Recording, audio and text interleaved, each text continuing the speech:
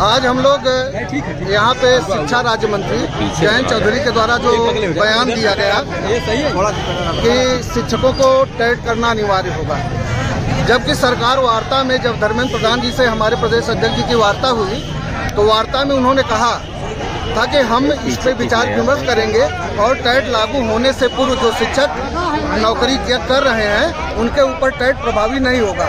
लेकिन 2 दिन पहले जयंत चौधरी जी के द्वारा लालजी वर्मा जी के पत्र के जवाब में यह कहा गया कि जो एनसीटीई का संशोधन है उसी के अनुसार शिक्षकों को कार्य करना होगा, जबकि लालजी वर्मा के द्वारा 5 प्रश्न पूछे गए थे, इनके द्वारा सिर्फ 1 प्रश्न का उत्तर दिया गया और जिससे पूरा शिक्षक समाज आक्रोशित है।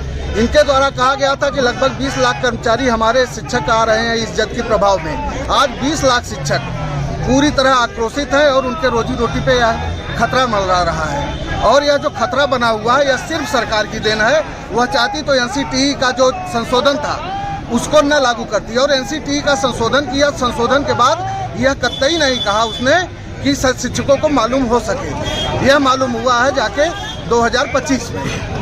इससे शिक्षक बहुत आक्रोशित है। जब तक यह एनसीटीई में संशोधन नहीं किया जाता है आज के बाद से हमारा यह संघर्ष अनवरत जारी रहेगा और इसीलिए हम लोग यहाँ पे आज राज्य मंत्री जयंत चौधरी का पुतला प्रदान किए हैं और नहीं किए।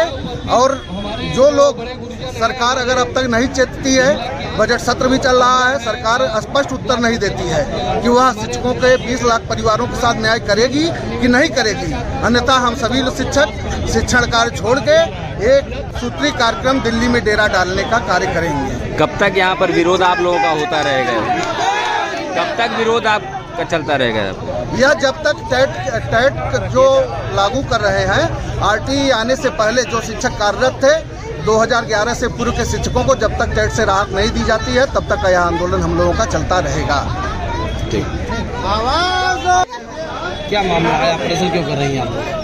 सर मामला ये है कि हम लोग पुराने शिक्षक, मतलब जब शिक्षा का अधिकार अधिनियम जब आया है तो उसके बाद जो भी नियुक्तियाँ हुई हैं वो शिक्षक टेट पास करके ही आए हैं और हम लोग की नियुक्ति पहले की है। जैसे हम लोग 85 के हैं, 82 के हैं, 85 के हैं, 95, 96, 2004 बैच, 2002, 2000। तो ऐसे जब हम लोग की नियुक्ति हुई थी तो उस समय जो सरकार ने योग्यता निर्धारित की थी कि बीएड किए हुए लोगों को ले रही थी या बीटीसी को, तब जो बीएड थे उनको 6 महीने का अतिरिक्त प्रशिक्षण करा कर उनको विशिष्ट बीटीसी बनाया गया। तो ये सरकार द्वारा निर्धारित प्रक्रिया थी और उस समय के जो भी विज्ञापन था उस विज्ञापन में जो भी उनकी नियुक्ति थी उसको हम लोग निर्धारित करते हुए उसको फुलफिल किए तो हमारी नियुक्ति हुई।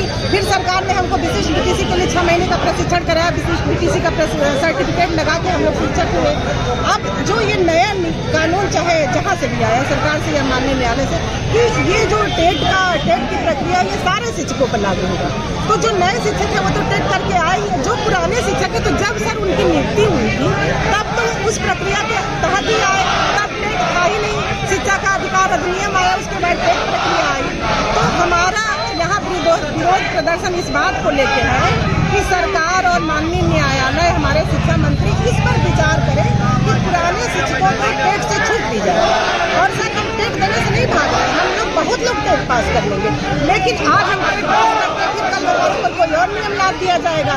कोई जरूरी नहीं कि हमारे टेट कर ही नहीं और फिर हमको परमानेंट रख ही लिया जाएगा, फिर हमारे ऊपर सरकार कोई और नियम लगा देगी। जब टेट कर लिए तो अब ये कर लीजिए, वो कर लीजिए। तो विरोध इसका है कि जो जिस प्रक्रिया के तहत नियुक्ति हुई हम उसमें फुलफिल क्वालिफिकेशन हमारी थी तो हमारी नियुक्ति हुई, तो अब उस प्रक्रिया में हमको न लाया जाए। हम तो अपनी प्रक्रिया पूरी करके आए हैं, तो इसलिए हम इस टेट का विरोध कर रहे हैं और टेट के इस नियम का विरोध कर रहे हैं कि पुराने शिक्षकों में इस टेट के नियम को लागू न करें। धन्यवाद।